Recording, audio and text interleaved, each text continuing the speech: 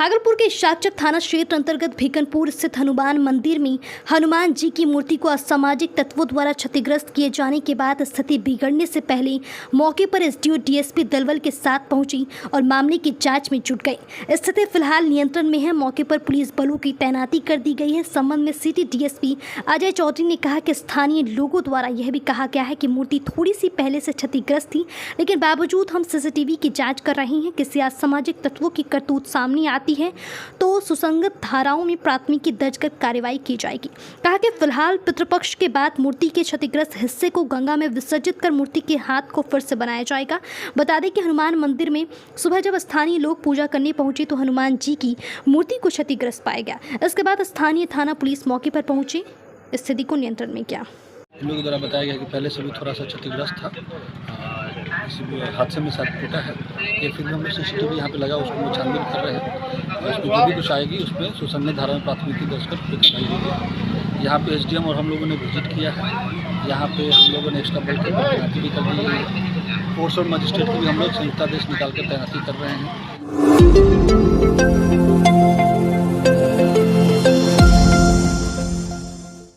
भागलपुर में गंगा नदी के जलस्तर बढ़ने के कारण संसदीय क्षेत्र के कई प्रखंडों में पानी प्रवेश हो गया है। इसी को लेकर सांसद अजय कुमार मंडल द्वारा भागलपुर जिलाधिकारी डॉक्टर नवल किशोर चौधरी के साथ समाहरणालय स्थित समीक्षा भवन में आपदा के विषयों पर बैठक के बाद नाथनगर प्रखंड के बाढ़ प्रभावित इलाकों का जायजा लिया गया। मौके पर जिलाधिकारी डॉक्टर नवल किशोर चौधरी एवं संबंधित विभाग के अधिकारी मौजूद थे। भागलपुर के नाथनगर स्थित सीटीएस मैदान कनेगढ़ में शरणार्थी बाढ़ प्रभावित परिवारों से मिलकर वहां की विधि व्यवस्था का जायजा लिया। सीटीएस मैदान में रह रहे लगभग 2000 प्रभावित परिवारों को राहत पहुंचाने हेतु जिला प्रशासन द्वारा यहां पर सामुदायिक किचन, पशु चारा, दवाई एवं चिकित्सा सुविधा उपलब्ध कराई जा रही है। सांसद अजय कुमार मंडल द्वारा आश्वासन दिया गया कि संसदीय क्षेत्र में जब तक बाढ़ की स्थिति बनी रहेगी तब तक सभी बाढ़ प्रभावित क्षेत्रों में सरकार एवं जिला प्रशासन द्वारा हर संभव उनको मदद एवं राहत पहुँचाया जाएगा। बाढ़ से पूरा मेरा जो भागलपुर है बहुत ही ज़्यादा प्रभावित हो चुका है इस बार, क्योंकि हम लोग तो ये सोच लिए थे कि पानी घटने के बाद हम लोग निजात पा लें, लेकिन एकदम भगवान की माया है, आपदा है। बाढ़ का पानी जो अचानक बढ़ा तो हम लोग उसके पीछे लगे हुए हैं। आप जान रहे हैं जहाँ जहाँ से, क्योंकि हम पॉलिटिकल आदमी होने के नाते लोगों का जहाँ जहाँ जो खबर आ रहा है मैं जिला प्रशासन डीएम साहब से बात करता हूँ और वहाँ अविलंब हमारे जिलाधिकारी महोदय तुरंत व्यवस्था करवाते हैं। और कई जगह जितना जगह किचन की हमें जो सूचना मिला, अभी आप देखेंगे जिलाधिकारी महोदय आपके लिए पूरे क्षेत्र के लिए किस तरह लगे हुए हैं। जहाँ से सूचना मिलता है प्रशासन एकदम जिला प्रशासन तत्पर तैयार होकर अपने काम में लग जाते हैं। हमें भी जहाँ से सूचना मिलता है उन पर भी तैयार हो जाते हैं। एक राहत शिविर चला रहे हैं और इसको एक्सटेंड कर रहे हैं। शाम तक 24 करेंगे इस तरीके से। अभी आप देख रहे हैं कि हमारे सांसद महोदय के द्वारा भी यहाँ पर भ्रमण किया गया है और लोगों से बात किया गया है और हमारे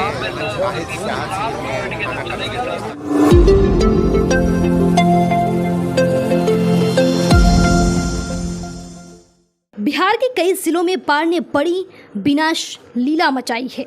अब भागलपुर जिले में बाढ़ की स्थिति भयावह होती जा रही है। एक तरफ नई इलाके में पानी घुस रहा है तो दूसरी ओर घर मकान ढह रहे हैं। रविवार को सबौर में NH80 सड़क पर घोषपुर इंग्लिश फरका के समीप गंगा का पानी NH80 पर बह रहा है। लगातार गंगा के जलस्तर में वृद्धि के साथ सबौर प्रखंड क्षेत्र में पानी पूरी तरह फैल रहा है।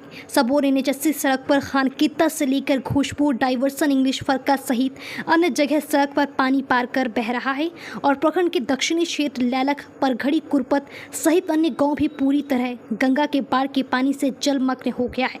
वहीं सबौर प्रखंड क्षेत्र के ममलखा पंचायत स्थित पुरानी मसाड़ू वार्ड नंबर 1 में गंगा के पानी से घर मकान भी ढह रहे हैं। रविवार की सुबह विधायक फंड से लगभग 14 लाख से अधिक की राशि से बनी चौपाल पूरी तरह धाराशायी हो गई। उधर नवगछिया के गोपालपुर रंगरा में भी नए इलाकों में पानी फैल रहा है।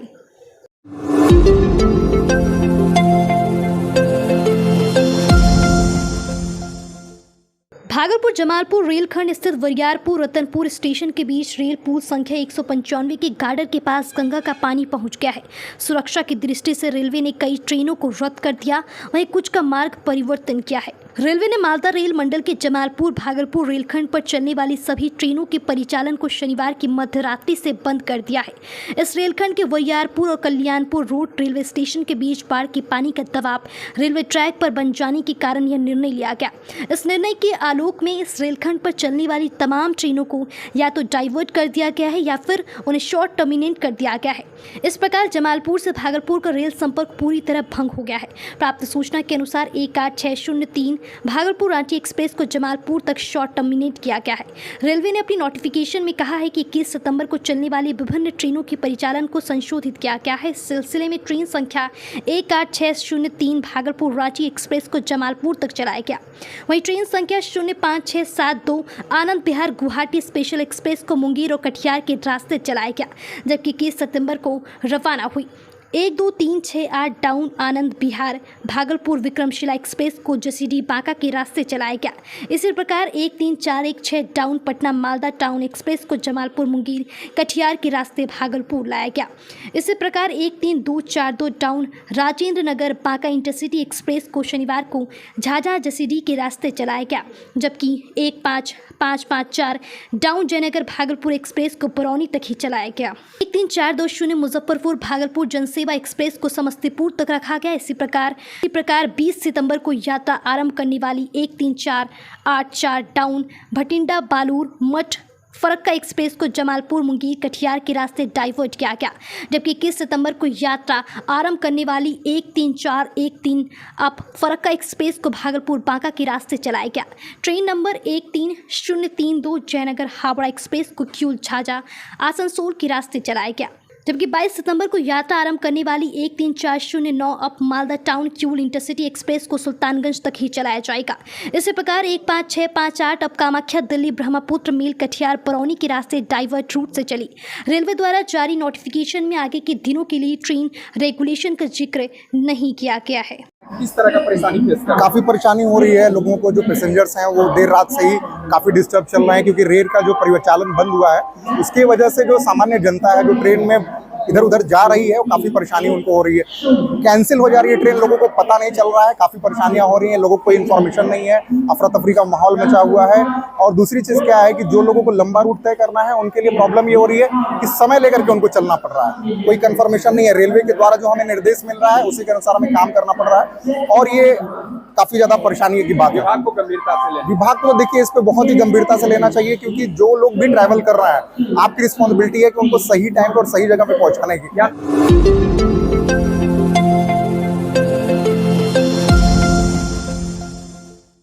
भागलपुर जिलाधिकारी डॉक्टर नवल किशोर चौधरी द्वारा भागलपुर सदर अनुमंडल की आपदा राहत शिविरों का भ्रमण कर चलाए जा रहे राहत कार्य का मुआयना किया।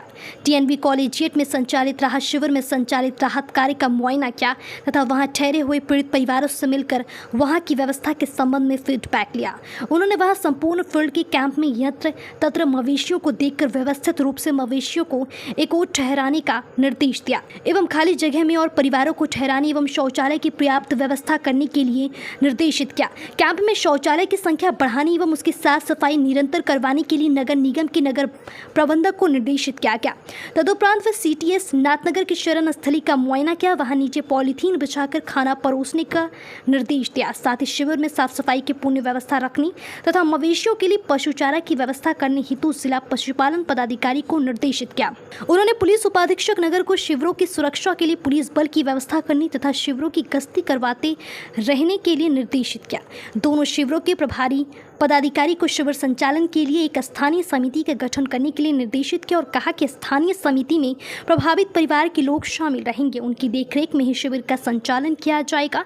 इस अवसर पर अपर समाहर्ता आपदा प्रबंधन अनुमंडल पदाधिकारी सादर, आपदा प्रभारी पदाधिकारी सहित सभी संबंधित पदाधिकारी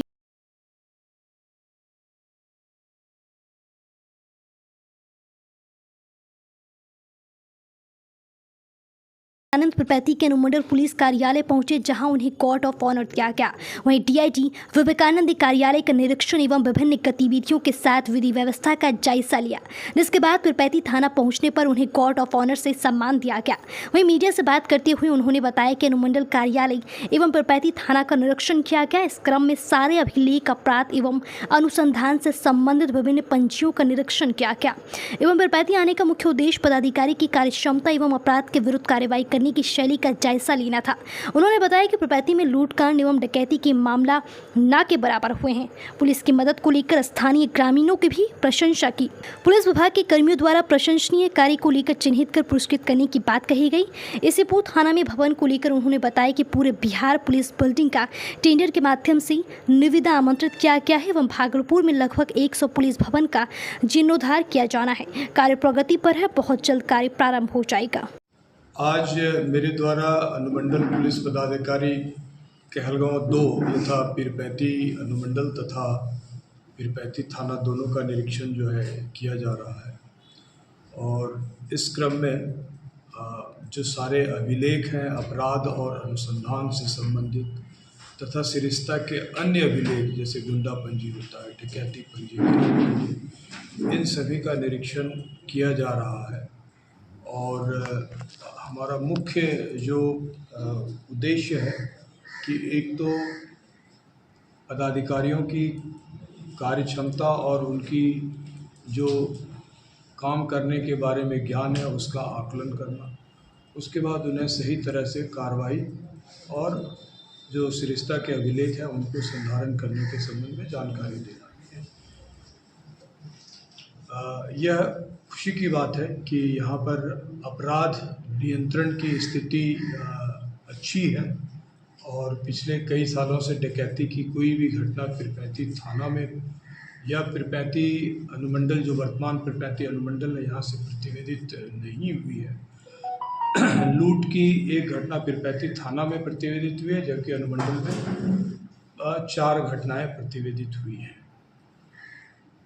इन सभी घटनाओं का उद्भेदन की स्थिति की जांच की जाएगी और संधारण जो है, जो कुछ घटनाओं का उद्भेदन हुआ भी है, जैसा कि मैंने पाया कि अपराधी अपराध करते समय पकड़े भी गए। ग्रामीण भी यहाँ काफ़ी सहयोग देते हैं।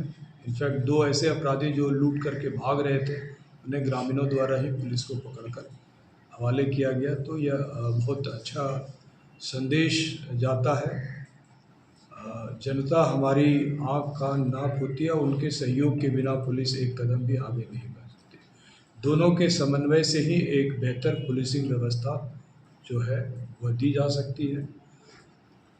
किसी पुलिस पदाधिकारी को सर अनुमंडल स्तर पर पुरस्कृत करने की कोई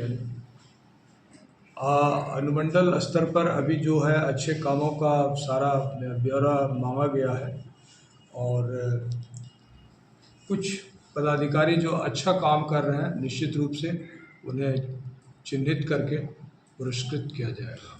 सर, बिहार झारखंड के बॉर्डर पर इसीपुर थाना स्थित है और सर वहाँ के जवानों को रहने में काफ़ी कठिनाई होती है, भवन नहीं है उनके रहने के लिए।